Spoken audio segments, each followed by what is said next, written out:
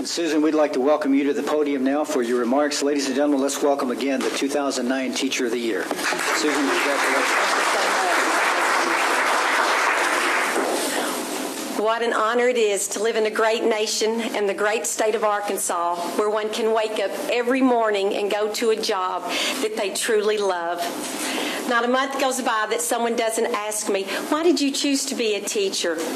I believe you don't choose teaching. I believe teaching chooses us. I also believe that if I could bring my classes to this ceremony today, I could show you 150 reasons of why I am a teacher. Their lives, their uplifting stories are why I'm here today. One personal story I'd like to share with you is about a young man who was in my geometry investigations class. He would come in every morning, sit in the back. He would never give me eye contact. As I began to teach my lesson, I could hear in the back a deep voice, someone saying the correct answers. I immediately began to investigate and found out that he had high standardized test scores, but his report card didn't measure up. I immediately began to challenge him to set higher expectations. I challenged him in all of his classes. He would even come in at lunch so that we could complete his assignments. I became his advocate. We sat down and made personal goals so that this second-year sophomore could graduate on time with his senior class. That year, he made the honor roll. He saw his name in the paper for the first time, and his great-grandfather came on parent-teacher conference night to pick up his report card. We were so excited. Unfortunately, his senior year, his great-grandfather passed away, and he shared with me that he wasn't going through the graduation ceremony. He said no one would be there to see him receive his diploma. And I shared with them, no, I would be there, and all of your 7 other teachers would be there, that we wanted to cheer you on. We want to celebrate in your success. I know that every one of you in this room can share a story like that, because you are the one changing students' lives. I am honored to be among you today because you share a similar passion and drive for teaching as I do. And you know that true success lies in the students. Each year, high school students are assigned 7 teachers to help guide them through their personal educational journey. Well, here today are my 7 educators who have helped me every step of the way. They are my superintendent, Mr. Kessinger, who has shown 37 years of commitment to our vast school district. My principal, Mr. Burton, who has given me constant support and encouragement. My mother, a college professor, who has led me by example of high expectations. My dad, who taught me integrity and work ethics. My husband and mother-in-law, who have listened to my many school stories and have helped me with countless school projects and has even cut out several door decorations without complaining once. And my 2 daughters, both who are teachers. They've helped keep me young, have inspired me with their creative ideas, and helped me to keep learning even more enjoyable. Overall, I believe education has the ability to mold students into people with integrity, confidence, self-motivation, and a vision.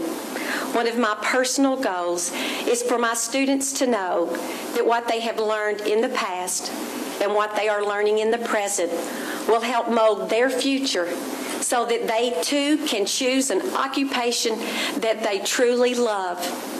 Education is powerful, and it can make an everlasting difference. Again, thank you for this unbelievable honor. It is a privilege to be one of the many who carry the humbling title of a teacher. Thank you.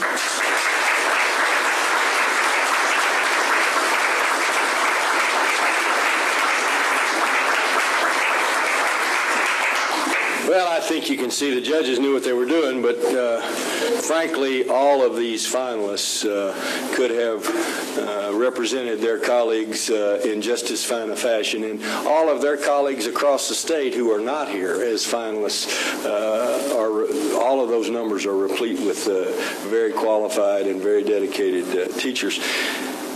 The Teacher of the Year last year made a comment about thinking back and then thanking somebody in your life that was a teacher.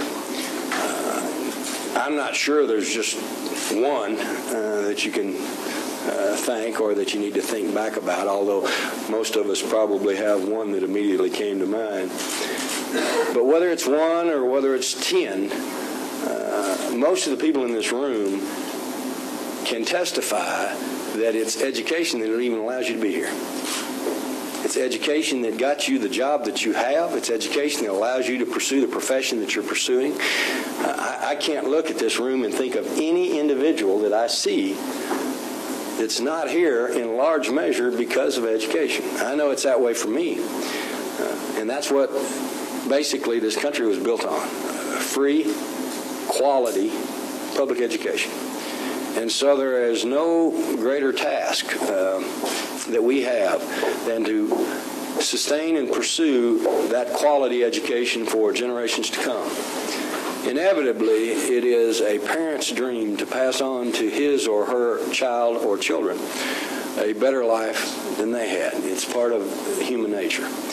And in the history of this country, every generation has been able so far to do that, to pass on a better quality of life, a better opportunity than what they had. Oh, there are exceptions, but the general rule is that every generation has been successful in doing that. We don't need to break that record now. And one of the ways that we can ensure that we won't break that record is to continue to value as our number one priority the education of our children. You can read all sorts of statistics about what some Scandinavian countries and what some Asian countries are doing with regard to objective scores in various areas. It is a challenge for us as a people.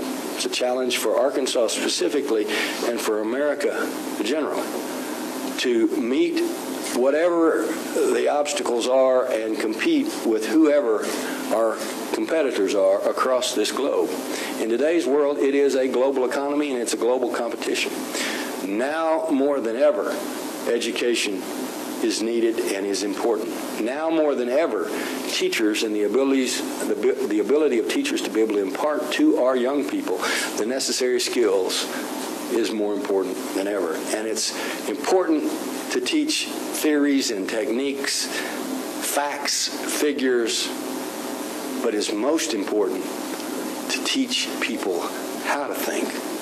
And so we see here by these teachers represented that they use all sorts of different measures to inspire young people. One size doesn't fit all. In fact, one size doesn't fit any teacher with regard to their students. What works with Johnny may not work with Susie, and vice versa. So it's the talent and the adaptability and the innovative nature of these teachers and their colleagues that allow them to reach people that they might not otherwise reach. They reached me a generation or two ago, and inevitably you can count on the fact that they reached you. So we owe them a tremendous debt of gratitude.